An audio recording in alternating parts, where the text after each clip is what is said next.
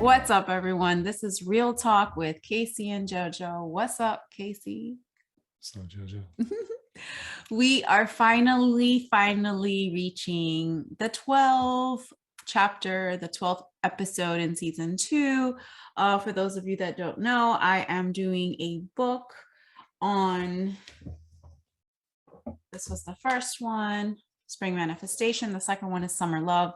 It is about relationships, specifically our relationship, and how each sign around the zodiac or Mazzaroth, or however you want to look at it, cycle, so many different words, but basically each sign influences your relationship, your being, your thought process, your everything, mind, body, spirit.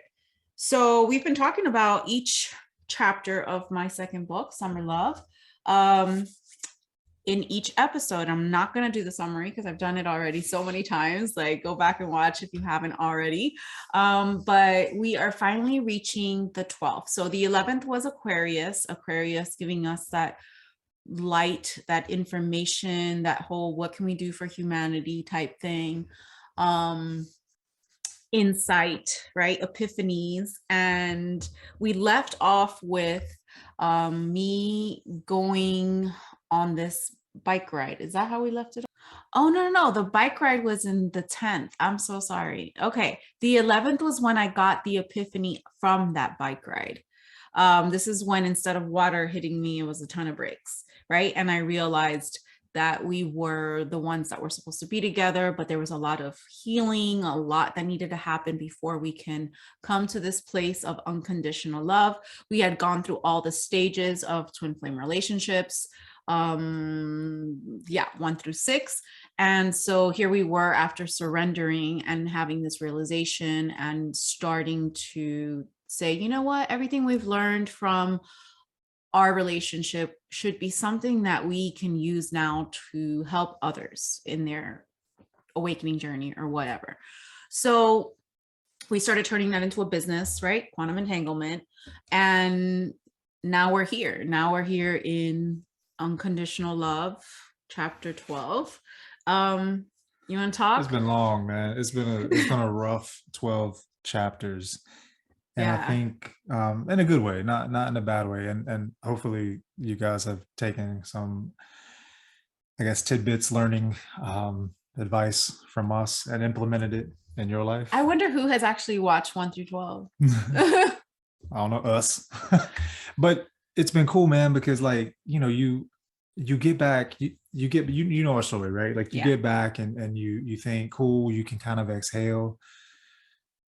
But it's really just the beginning, the end of something and a beginning of something new. And I feel like that's where we're at now, right? Like you moved back in and we were all cool, but then it's like you had to just sift through the shit that we've been talking about over the last 12 weeks or 12 chapters or 12 weeks ish, sort of 12 episodes. We had that like 5-week break. The 12 episodes. And then you get to this point and it's like, I know, having gone through this before on a different level, it's like, okay, I know more, there's more to come. Right. Like I still have to write my response to all 12 chapters, your which reflection I'm going to have fun with. I wish I had a diary to reference, but it's all good. You can reference mine. We'll go off memory, which is always dangerous. I still have to do that. And I know there'll be some additional healing in that, but it's like, yo, what's next? Right. Yeah. Like, are you excited to like heal different parts? Like, it's hard, obviously, to heal and to go through things and talk about it. And like, here we are talking about Mr. Goodnight, and you're like, is he in another mother effing chapter? Like, when is he going to be gone? And now, by the time that we're hitting this, unconditional love, it's like you start realizing the role that he played, right? In order for us to finish that cycle. Well, my biggest motherfucking revelation throughout all this, and we were talking about this earlier, and help me please, is that is just a microcosm of the macrocosm that caused everything that happened, right? It's just residual, like macrocosm shit. So it's like, what do I mean by that? May need your help, doctor. Allowing, right? It's if I've learned anything through all this bullshit, it's that I did not, as a couple, it wasn't just me, we did not allow each other to be our authentic selves either because we didn't allow the person to be that way because of how we reacted to things, or I lost my train of thought of how we reacted to things, or you basically you get caught up in being this person that you are, but you're not really all the time, because if you show your true self, you're going to get talked down to, you're going to get ridiculed, you're going to get, even if it's energetically, it doesn't have to be with words, right? Like you're not going to be accepted for who you are. So what happens, right? When you cannot express who you really are, you will either find someone who you can express that part of you with, and this again doesn't have to be sexually; it could be anything, in terms of you and who you truly are and what you truly want to express, right? So not allowing as a spouse for her to be who she's meant to be, and her not allowing me to be who I was meant to be, just creates all this drama, right? Chime in, man, because I'm starting to struggle. Okay. I So lost my train of let thought. me I'm give still you an trying to get it example. back. Okay, let me give you an example. So in chapter, who knows, 6 or 7, um, before we got to the scales of everything going dark, I was aiming to be this great stay-at-home mom, who mingled with the neighbors, who made sure the kids were doing, what they should be doing. I was trying to fit into the mold of what a good housewife should be, or what a good partner would be, because I was listening to Joyce Meyer at the time, and doing the whole what is it called? The whole challenge, the Fireproof Marriage Challenge. I was trying my best to pretty much fit this role, or this character, this avatar of what society tells you should be, right? And part of me that I had suppressed so many things, because we all know I had been suppressing and numbing myself throughout this entire book, through some way, shape, or form, whether it was drinking, whether it was pills, medication, whatever, you name it. And which I'm going to talk way more about that in my healing book number 4. But not to get so far ahead, I want to say that all of those things that I had suppressed were starting to come to the surface, regardless of how much I was trying to push them down. Because if I'm going to want to be my most authentic self, if I'm going to be me, the part I keep suppressing is part of me. So what happened was, we got to the scales of Libra. We broke up. I was like, F this, right? We got into the dark side. And that's where I got to kind of experience who I really was, or the part of me, let's just say the parts that I had suppressed, because I really was, part of me was who I was, but the parts I had suppressed, I hadn't really acted on, I hadn't really followed. I didn't feel like I could be that, because I would be judged, because I would be looked at like, oh, I don't fit the mold, etc. So what happened? We break up, I go and I start attracting those people that are going to mirror that part of me, that, like the bad girl, the bad guy, like the ones that fit the mold of, what, I don't care, I'm going to do what I want, I'm going to go ride my motorcycle, I'm going to go get tattooed, I'm going to just be. But that was part of me. If I had have learned that I could just merge the two, that I could not suppress one part and just let it be, and that he can accept that side of me as well, which he then did. But like, it took a while, right? It took a while for me to even understand who I was. Like the parts that were suppressed, I'm like, wait, I suppressed them. Yeah. I need to see who that is, so that I can then look at the dark and the light and go, okay, what do I want to keep and what do I want to let go? I want to eventually just be whole.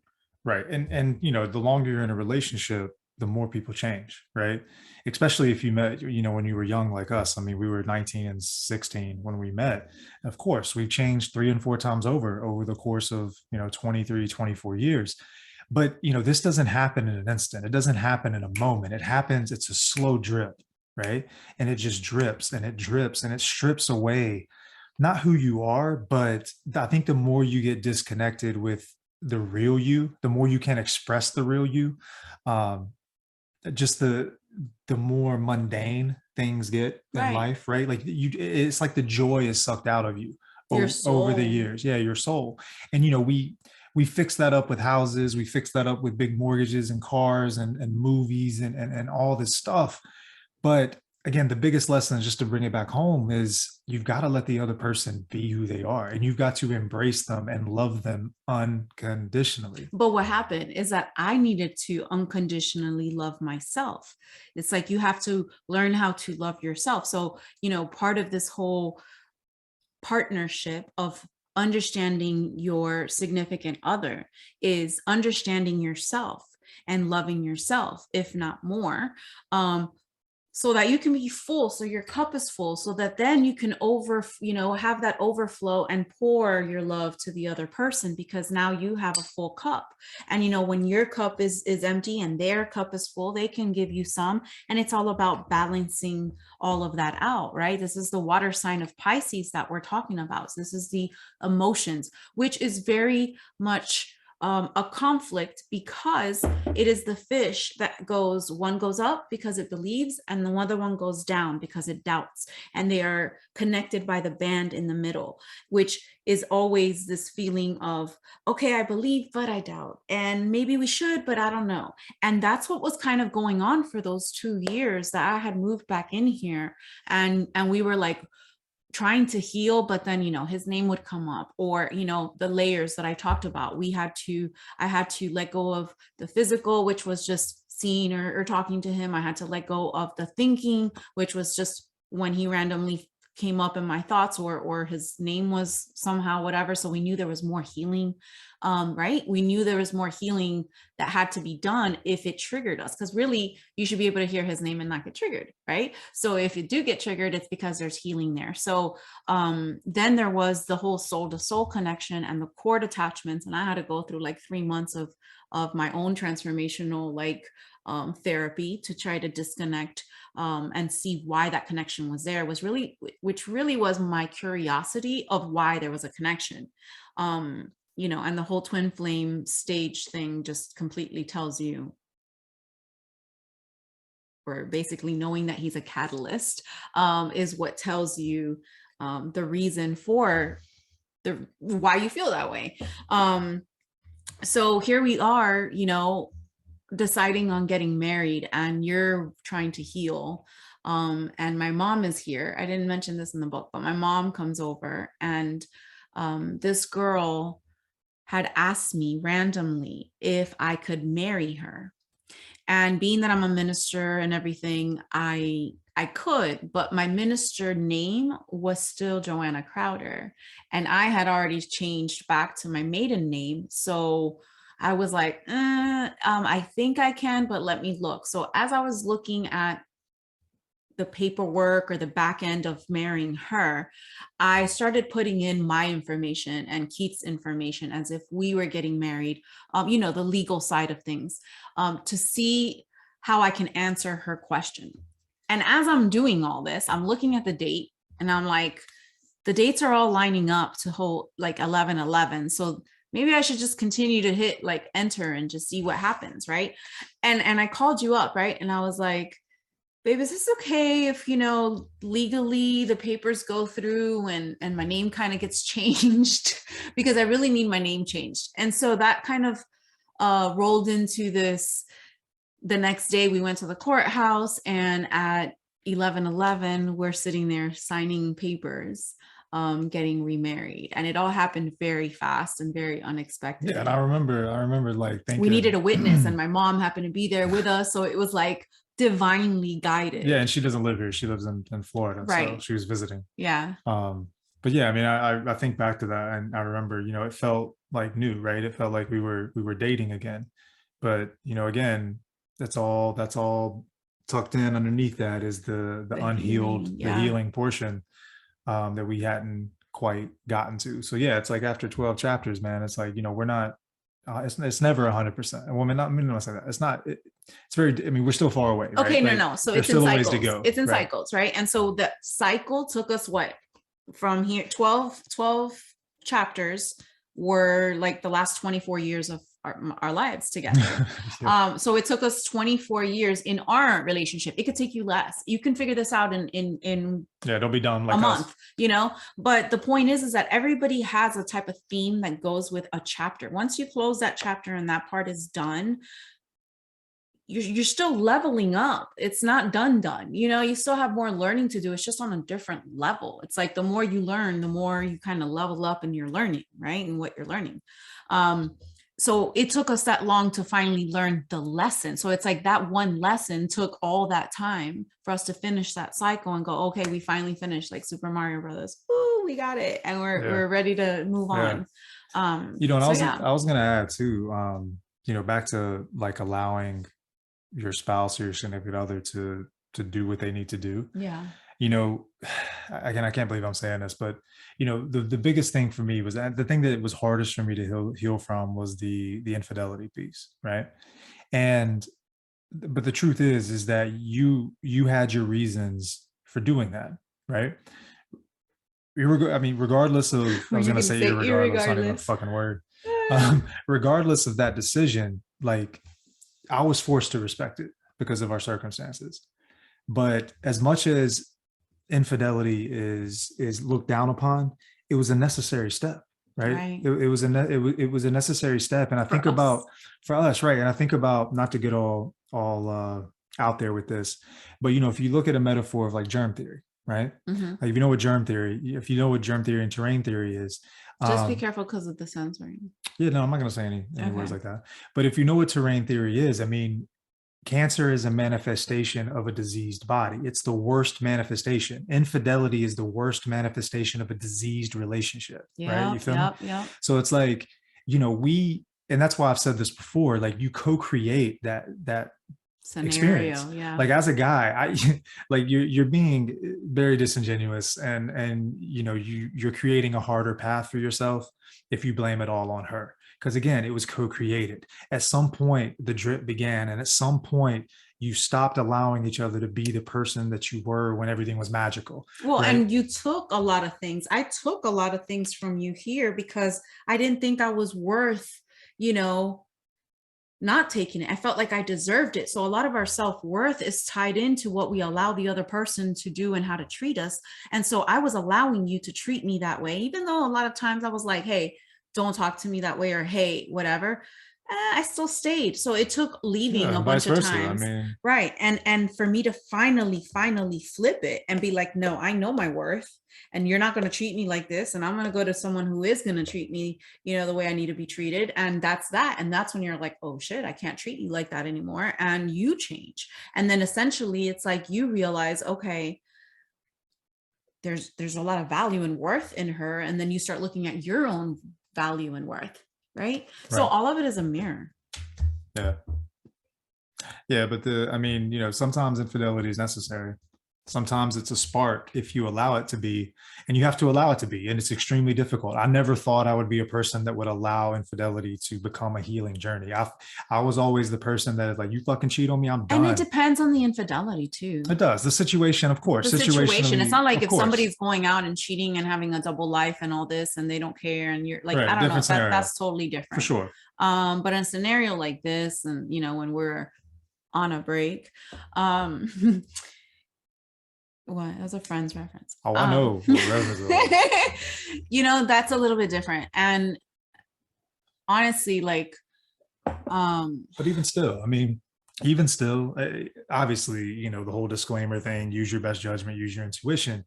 But even still, even a person who's living a double life, like that's not who they are. That's not the life they wanted, right? Like that's not, they want to be better. They just don't know how to be better.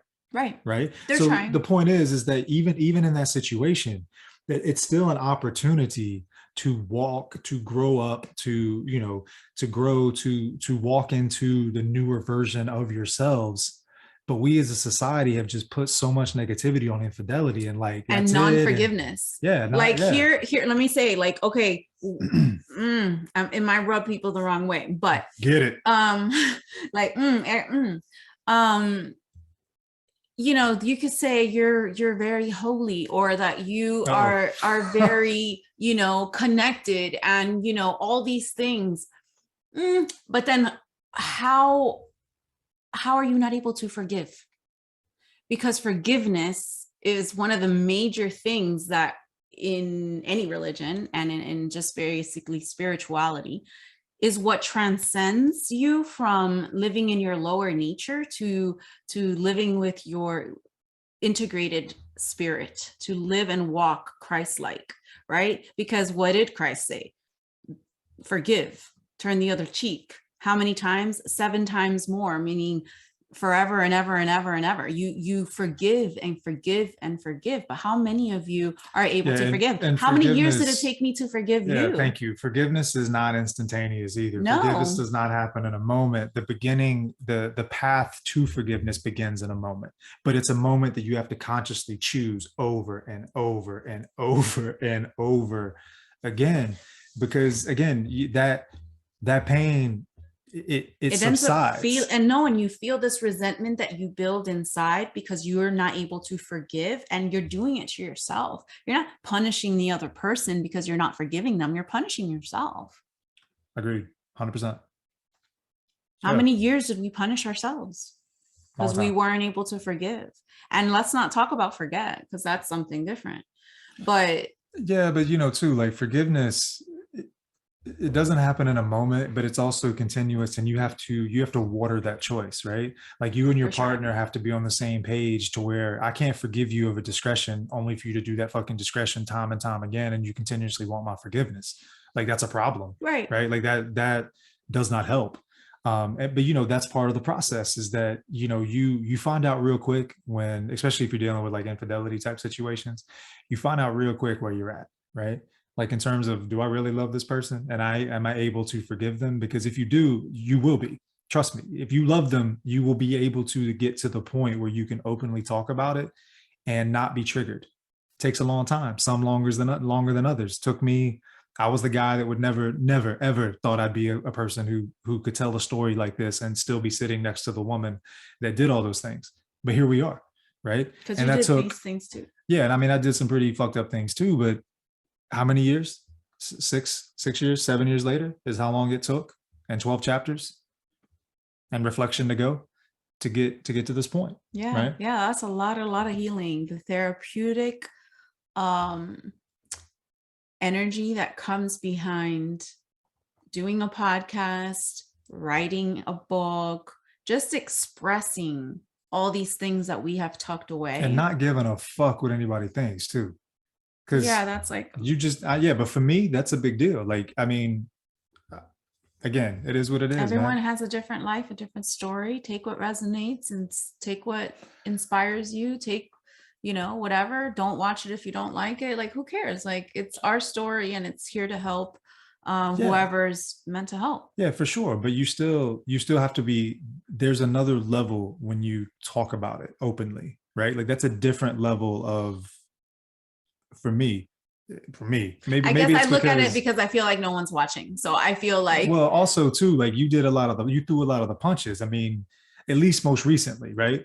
Like the punches that I threw occurred much earlier, yeah, and so you've had more time, right? Like your situation in terms of your punches have occurred right, most recently, right.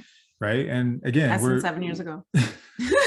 we all co-wrote the Can we get story. over it? We all co. Are we over it? We over it now. We're We like, can we not talk about it? Wait, season 2, what? Yeah, but it's not about that. No, It no. is It's what it just is. it's just not part of our daily. Like, here's where it boils down to, okay? We carry baggage from our past, and it weighs us down, it weighs our relationship down, and we don't realize that we have to go through our luggage, we have to look at our baggage, we have to look at what we no longer need, we have to heal from the things that we keep carrying, so we can not carry these bags that are so heavy, and we can just move forward, right? And we can, when I say move forward, be in the actual present. Like, if I'm not carrying any bags and I'm not thinking about the weight and how much this hurts and how heavy it is, then guess what? I'm actually living in the moment, and I'm getting to make memories and create a future that we actually want so much quicker because we're not being held down by the baggage. So the point here is that whatever you're suppressing, you need to look at and you need to heal from it. in one way, shape, or form. Whether that's journaling about it, whether that's joining our academy where we have, where we're healing, we're doing transformations, baby steps, goals, etc. That's what it's for. It's to help heal the mind, the body, the spirit. And that means that if it takes going into the room of relationships, right? And really taking the time to look at yourself, look at your partner, whatever it is that you need to heal from, just do it. And number one, meditation. It's free. It's free. Meditate to heal. At least that's what begins the journey. It helps you to start seeing what it is that you've suppressed. Let me tell you what it does. As a Virgo, as someone who analyzes everything and needs to understand the ins and outs of everything, meditation, very simply put, helps you build an awareness muscle that you cannot build otherwise, because you have to sit in stillness, in quiet, right? And that's why I personally don't like to get guided meditations, at least for me. I like to just sit down inside and quiet, because you have nowhere to go, right? And you build an awareness muscle. And then what happens when you build an awareness muscle is you're able to step outside yourself and see yourself acting in your emotions. And when you can see yourself acting in your emotions, at that point you can then learn to get ahead of the emotion, to control it, to basically just be more responsible for yourself and get out of your emotional thinking body and get into the rational thinking kind of side of the brain, where you can look at things for what they are, right? And not out of ego. So build your awareness muscle. Yes. All right. So, I'm not going to say what the end of the book is on here. So you'll have to get the book when it comes out June 21st. But I am going to say that it has been fun to go through the journey of the sun. So the sun is what's going around, the Mazzaroth, the zodiac, shining the light of this certain energy or frequency onto us, right? And we are playing out the script of whatever it is that our roles are, to harmonize, to come together as male and female energies, because we have both in each, but to harmonize these energies, right? To balance each other out. And I hope that in seeing our relationship and the cycle of it, and how we, came from stage 1 to stage 7, you're not the only one. Like if you're going through this, know that you're not the only one going through this, because it does happen for true twin flames, that many people believe they're with their twin. And just all I'm saying is keep an open mind, because maybe they're a catalyst. So you won't really know until you get to the freaking harmonizing stage who your real twin flame is. Twin flame is. So just keep that in mind. Yeah, and I would also add it's worth it. Totally, I mean, no matter what the bullshit, like, oh my God, so much bullshit, so many like just fights and wasted time and energy, but we're here and it's worth it. And then it gave me an opportunity to be able to play things out the way that I wanted it to in the beginning. Like with our wedding, when we finally did our wedding, we did it on the same day that we had gotten married 17 years prior. And this time around, it wasn't, the traditional way that I had done it the first time when I was 19 and couldn't drink. This time around, we had the influence of Pinterest, and I was able to kind of let my creative juices flow when it came to this. We did it outside. I had the violinist that I had from the fake wedding shoot, which is really cool. And then we only had like 13 people here, 12 people here. Awesome. So it was really intimate, and all the things from the invitations, the confetti, the placements, the flowers, the cakes, the food, everything was exactly how I wanted it. So I think it was kind of like, okay, we're doing it right this time. We have changed completely. We're having a rebirth. Right through the sign of into Aries, right? Sign of rebirth. So we had a rebirth, and It's possible, Yeah, and understand that, when you look at, if you're dealing with infidelity or whatever you're dealing with, of not being able to forgive your spouse and yourself, um, me getting upset about something she did 7 years ago, she's not that person anymore, right? Like it's the dumbest thing ever when you really think about it. Like I'm looking at her as if she's that person. I'm not that person. She's not that person. We're two completely different people.